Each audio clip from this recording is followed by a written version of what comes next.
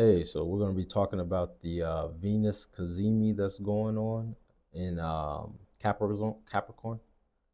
Um, if we look here, we'll see that it's going to be happening at, what is that, 11 to 12 degrees. That, like, you want to wait until Venus gets within about a 1 degree of the sun, and then you can count it as a Cazimi.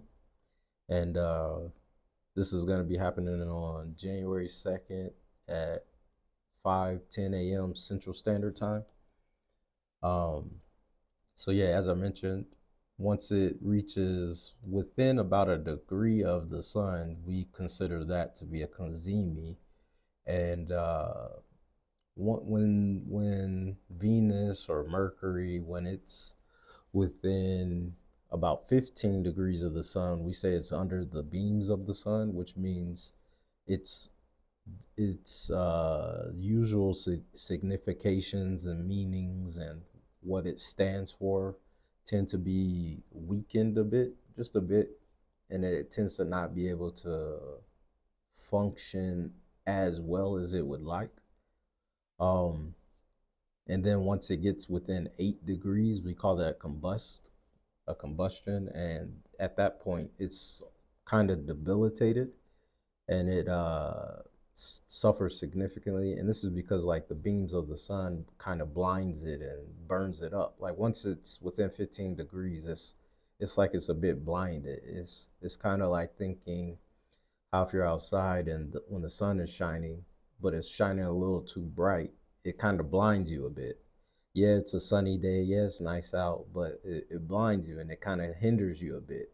And then when it's like I said, when the planet is within 8 degrees or so, but not within the 1 degree, so between 2 to 8 degrees, we call that combust. And it's kind of more like if you were a little bit closer to the sun. So maybe if you were outer space and you were a little bit closer to the sun, or it's just a really hot day, it's like you're kind of burnt up and you can't function at all. So even here on Earth, if you think about times when it's really hot outside, if it's like 110 degrees outside, like, it's going to be hard for you to function or do whatever it is you might normally do in like 70-degree weather.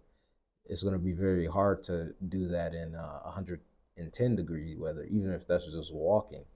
So that's a combustion. But once it gets to about a degree, it's kind of it's called a Cazimi, and at this point, Venus gets stronger, and it's similar to a new moon in the sense that it's like a rebirth, a new start in Venus topics.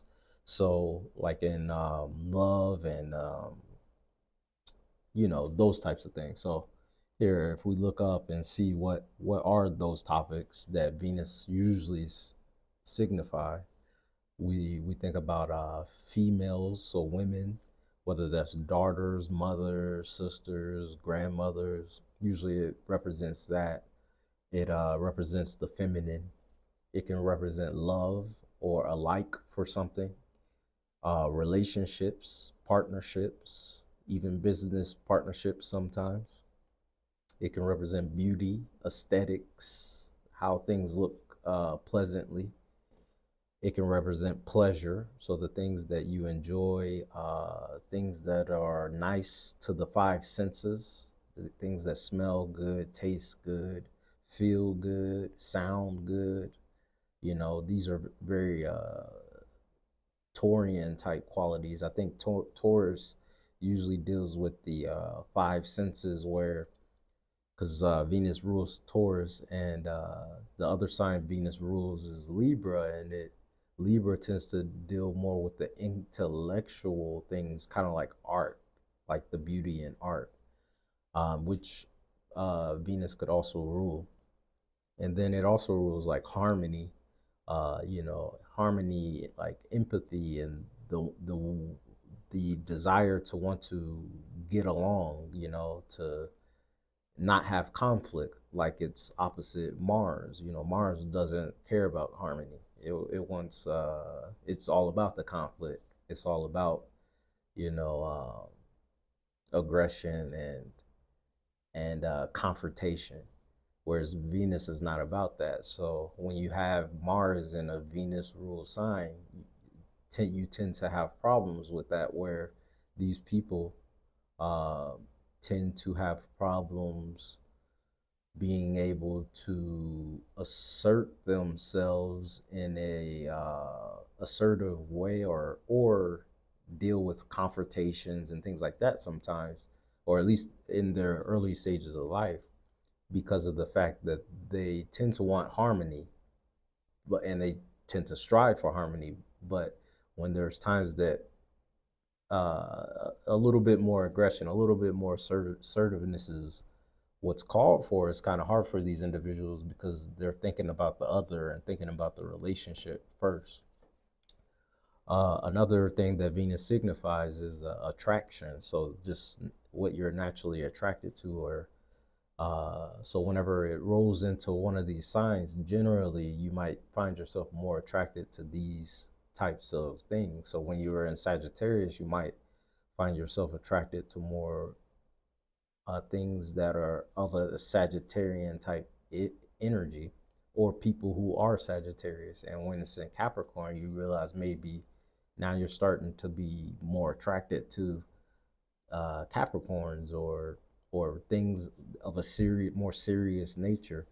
Because I noticed even myself, like when I as these planets go by, and especially like the sun, when it's in specific signs, I notice like these types of people keep coming into my life, whether it's in person or whether it's online, even whether if it's the music I just randomly start listening to. I start choosing artists just naturally based off of the current planetary alignments. It's kind of weird, but it's one of those things that helped me realize, like, okay, this stuff is real, because I don't even think about it. And I'm just like, hey, I want to listen to this artist, and then next thing I know, I'm looking up their chart and I'm seeing like they got a stellium and whatever sign we're currently have a stellium in, or a focus in, whether that be the sun or Venus and things like that.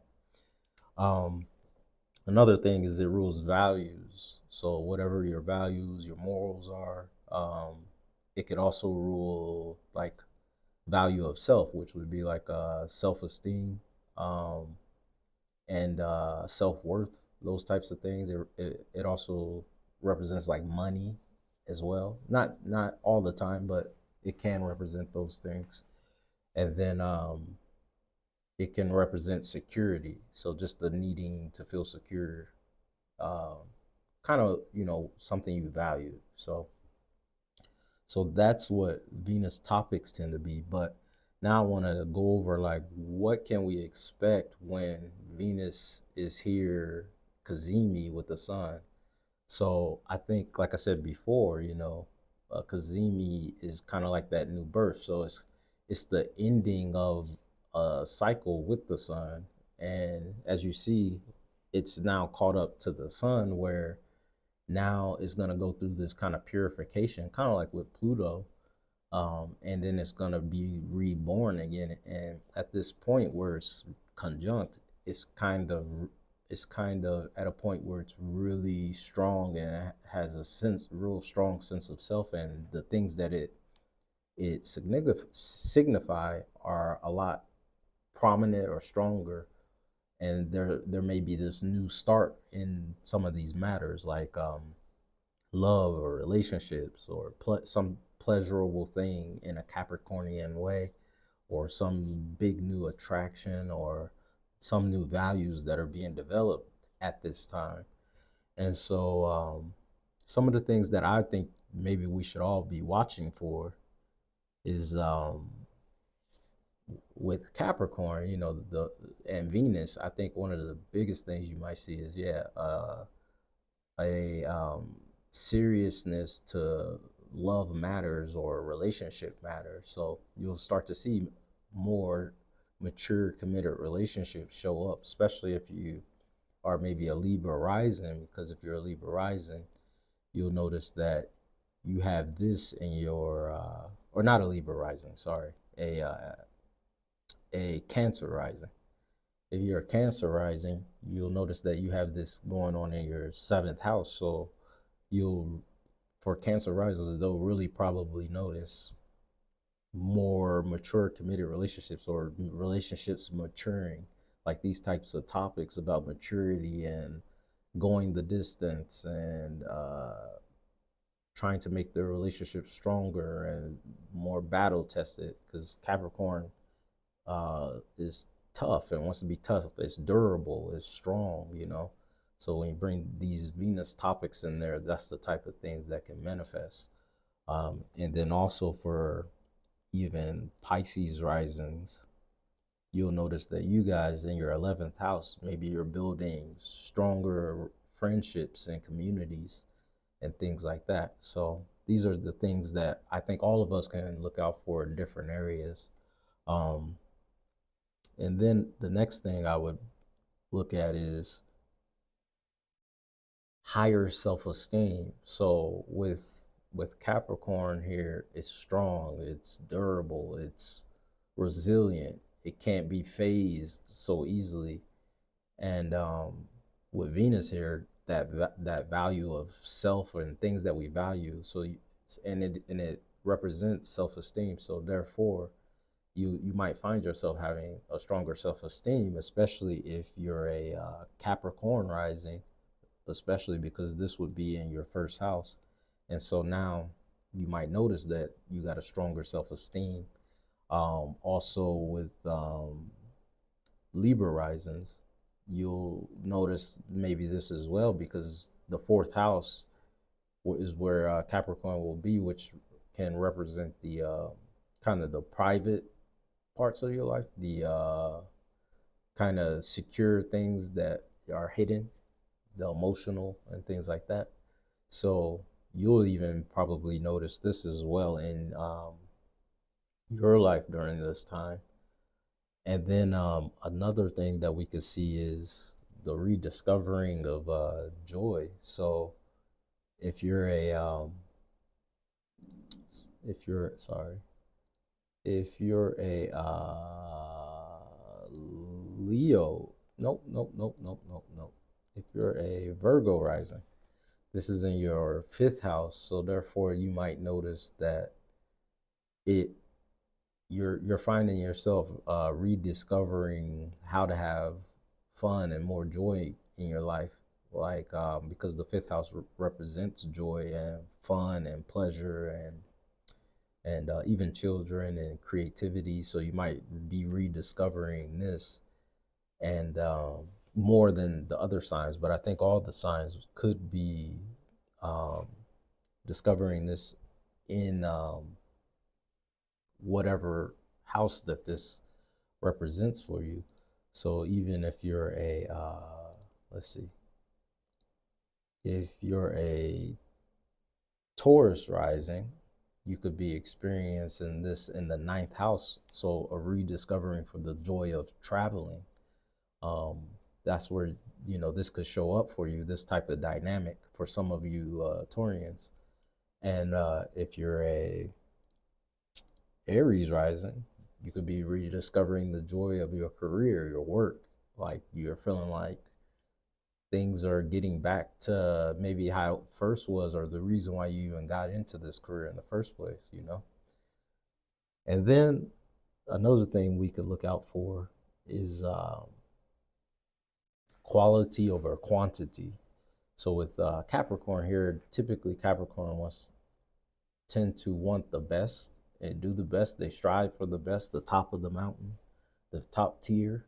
So, and then when you bring in Venus, who, you know, is pleasure and what we like, and the things that feel good or smell good or whatever, you know, you combine these two, and we're going to have a conversation about quality versus quantity, you know, because when we're thinking about quantity, you know, oftentimes if the more you have of something, then typically the quality tends to go down. The more something is mass produced or there's so much of it, the quality of it isn't as good, and it becomes cheaper, maybe breaks down easily, maybe it's just not as good.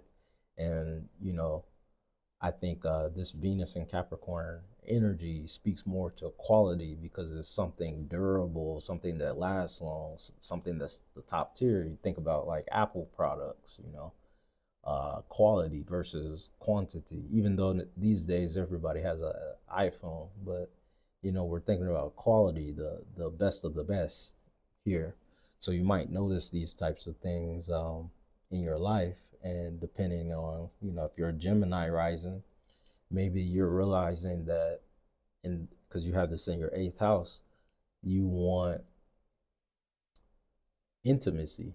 And I think even intimacy speaks to quality. You want something real, something that you can't just get with somebody, some any old body. Like you want something real deep. You know, these are the eighth house topics. So some like real quality, a real genuine um intimate connections and things like that, you know. And then if you're a Scorpio, this is third house. You want quality communication. You might not want the small talk or the surface level conversation per se, even though Capricorn can sometimes deal with surface level issues. But you might want quality communication, quality learning, you know, because third house deals with learning. So these might be the things that you're dealing with. And then the last thing that I would look out for is promotions. So Capricorn, like I said, deals with work, goals, business, uh, long-term goals. You know, naturally, it likes being in the 10th house of career. So some of you might notice that with, you know, Venus here, you're more attractive, you're more liked. There's this, like I said, this is a Cazimi, so there's this new start, this new beginning because of being well liked. And usually when you're well liked, especially at work, you're gonna get a promotion, you know. And sometimes it doesn't even matter for some people, you know, how well you can even do the job. It's just if you know, whoever decides who gets promoted, if they like you, then hey, that's good enough. Like, and then you could find yourself being promoted. So definitely for those who would have Aries, who would have that in their 10th house, you could find yourself being promoted, you know. And then even for let's see, for let's see, for Pisces risings, you know, you could find yourself being elevated in different groups, promoted to different statuses and things like that in different groups, different as leaders and things like that. Um, for let's see, for a Leo, this is in your sixth house. You could be given more tasks, like you could be given more responsibility, like, and people are like, okay, we think you're responsible, and you're promoted to being able to handle these new responsibilities. So yeah, these are just some things that I've noticed that when thinking about this Cazimi and Capricorn, and I think that definitely you guys will see some of these topics come up. So definitely let me know, leave a comment, and yeah, I'll see you next time.